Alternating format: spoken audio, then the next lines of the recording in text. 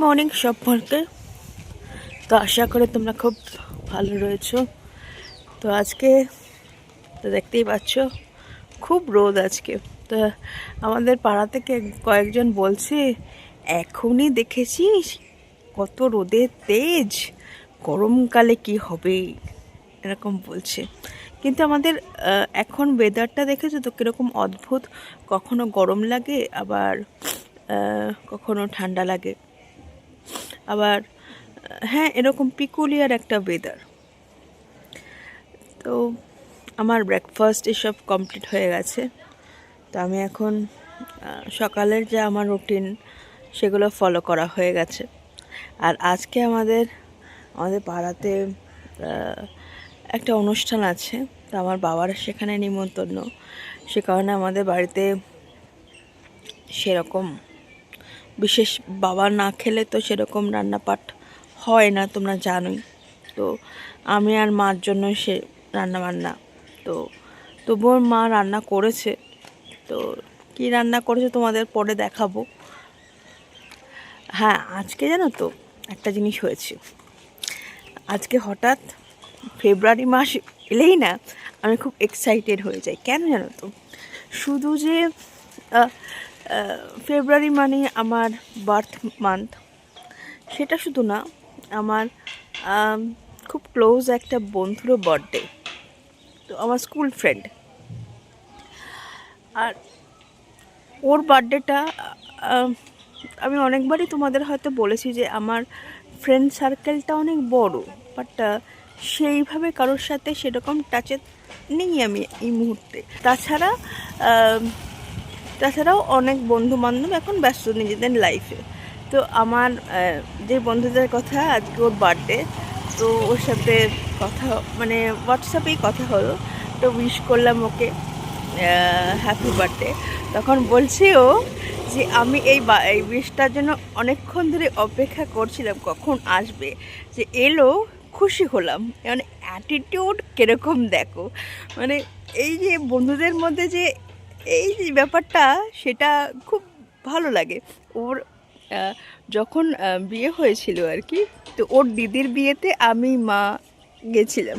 তো ওর বিয়েতে না আমি যেতে পারিনি কোনো একটা কারণে। তখন ও বলেছিল আমার যখন বেবি হবে, ও যদিও ওর দুটো বেবি রয়েছে আর ও এখন ব্যাঙ্গালোরে থাকে, আর ওর যখন বেবি হয়েছে তখন আমি অসুস্থ। ও বলেছিল আমার বেবিদের অন্নপ্রাশনে তোকে নিমন্ত্রণ করুন, আমার দিদির বেবিদের অন্নপ্রাশনে তোকে নিমন্ত্রণ করবো, কারণ তুই আমার বিয়েতে আসিসনি, আমার দিদির বিয়েতে এসেছিস। তো এই সব বুঝতে পেরেছো তো? মানে একদম কি বলবো, ওর নাম হচ্ছে সমুদ্রা, আমার খুব ভালো বন্ধু।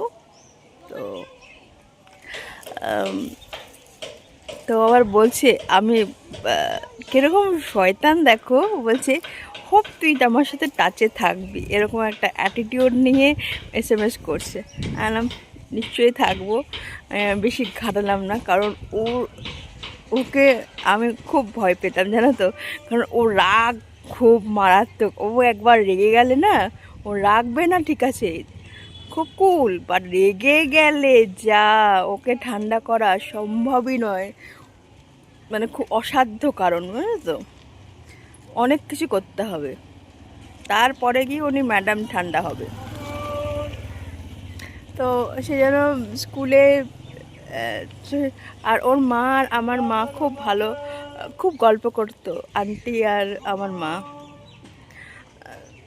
যেটা হয় আর কি, ছেলে মেয়ের বন্ধু মায়েরা বন্ধু হয়ে যায়, তো সেরকমই আর কি। আমার আর মার চা, এখন আমরা দুজনে এখন চা খাবো। তো একজন রোদ পোয়াচ্ছে, আর ওই যে দোকানটা খোলা।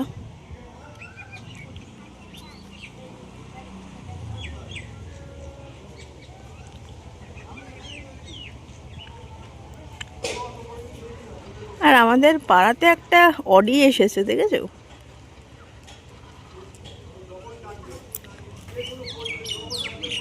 তো আবার আজকে মাছ এনেছে, এগুলো কি মাছ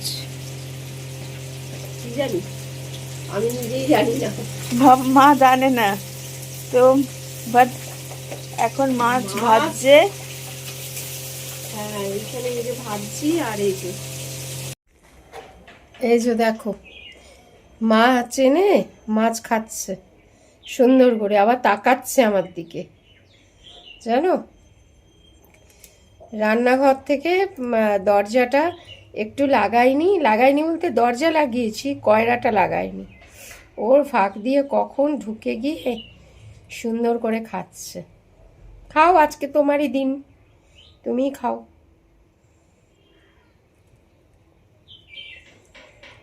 আবার দেখো কি সুন্দর করে খাচ্ছে আর তাকাচ্ছে।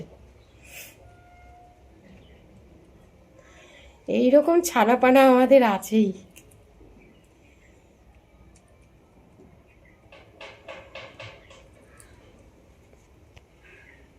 মাছ ভাজা হচ্ছে, মাছগুলো বেশ বড় বড়।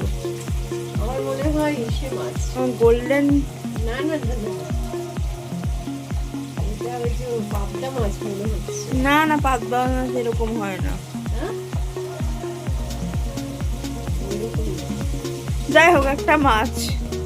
বাবাকে আসলে জিজ্ঞাসা করতে হবে কি মাছ। মা আজকে প্রচুর জামা কাপড় কাচা হয়েছে, লাইন দিয়ে এখন শুকোচ্ছে।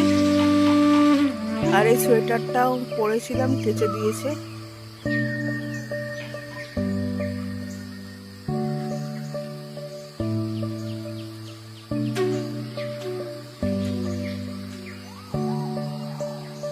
তো আজকে ঠাকুর দেওয়া হয়ে গেছে, আজকে ফুল পেয়েছি।